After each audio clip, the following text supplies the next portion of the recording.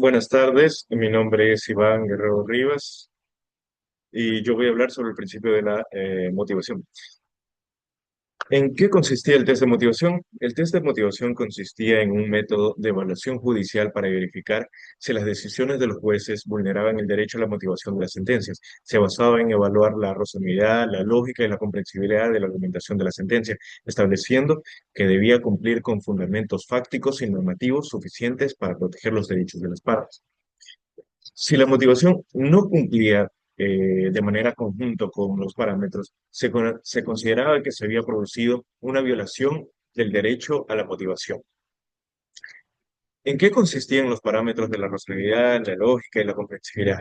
La razonabilidad. Este criterio exigía que el razonamiento judicial se base en la correcta aplicación de las normas y principios constitucionales al momento de justificar la decisión. La lógica. Este elemento requería que la decisión muestre coherencia entre las premisas y la conclusión, es decir, los hechos, las normas aplicadas y la resolución debían guardar una relación lógica entre sí.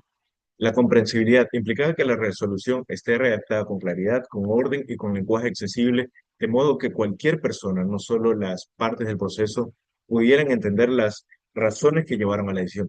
De esta forma se garantizaba el control ciudadano sobre la función judicial. ¿En qué consiste el criterio rector de la motivación? Muy bien. El criterio rector de la motivación sostiene que una argumentación jurídica será suficiente cuando posea una estructura básica completa y compuesta por dos elementos esenciales, que son la fundamentación normativa suficiente y la fundamentación fáctica suficiente. ¿En qué consiste la fundamentación fáctica suficiente y la fundamentación normativa suficiente? Muy bien. La fundamentación normativa suficiente consiste en la exposición y justificación adecuada de las normas y principios jurídicos que sustentan la decisión, acompañada de la explicación de cómo se aplican al caso concreto. La fundamentación fáctica suficiente implica la justificación razonada de los hechos que el juez considere probados. Esto requiere que se analicen pruebas, se valore su credibilidad y se explique de qué manera se sustentan las conclusiones fácticas. ¿En qué consiste el estándar de suficiencia? El estándar de suficiencia se refiere al nivel mínimo de desarrollo argumentativo exigible para que una argumentación jurídica sea considerada adecuada. Este estándar varía según la naturaleza del caso o materia tratada. En casos simples, bastará una motivación breve pero razonada, mientras que en los casos complejos o de especial trascendencia, como aquellos relacionados con derechos de niños, adolescencia y privados de libertad, se requiere una argumentación más extensa y más rigurosa. ¿Cuáles son las tipologías de deficiencias motivacionales? Cuando una decisión judicial no cumple con la estructura mínima exigida por el criterio rector, se configura una deficiencia motivacional.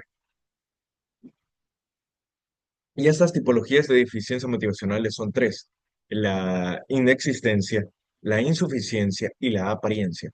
En la inexistencia se presenta cuando la relación carece totalmente de motivación, es decir, no contiene fundamentos fácticos ni normativos. Y la insuficiencia ocurre cuando la decisión contiene ciertos fundamentos, pero estos no alcanzan el nivel mínimo exigido de suficiencia. Y la apariencia se da cuando la argumentación parece estar correctamente fundamentada, pero en realidad carece de coherencia o relación en el caso debido a la presencia de vicios que hacen que la motivación sea solo formalmente válida. La apariencia motivacional y sus vicios. La apariencia motivacional se produce cuando una resolución simula tener una motivación suficiente, pero al analizarla se observa que está afectada por vicios argumentativos que la vuelven ineficaz. Son cuatro vicios principalmente. Son la incoherencia, la inatinencia, la incongruencia y la incomprensibilidad. Existe incoherencia cuando la argumentación presenta contradicciones entre las premisas, la conclusión o la decisión final. Y hay dos tipos de incoherencia. La incoherencia lógica, que surge cuando las premisas se contradicen entre sí o niegan lo que previamente se afirma. La incoherencia adicional ocurre cuando la conclusión del razonamiento no coincide con la decisión adoptada, es decir, se resuelve de una forma distinta a lo argumentado. La inatinencia se presenta cuando las razones expuestas no guardan relación con el problema jurídico debatido, es decir, el razonamiento se desvía del punto central del conflicto. La incongruencia. La incongruencia ocurre cuando el juez no se pronuncia sobre los argumentos relevantes de las partes o sobre aspectos que el derecho exige resolver. Y son dos tipos de incongruencia. Incongruencia frente a las partes e incongruencia frente al derecho. Incongruencia frente a las partes se da cuando se omite contestar cuestiones esenciales planteadas en el proceso, mientras que la incongruencia frente al derecho se da cuando no se aborda un aspecto jurídico que la Constitución o la ley obligan a tratar, especialmente en la protección de derechos fundamentales. Y por último, la incomprensibilidad.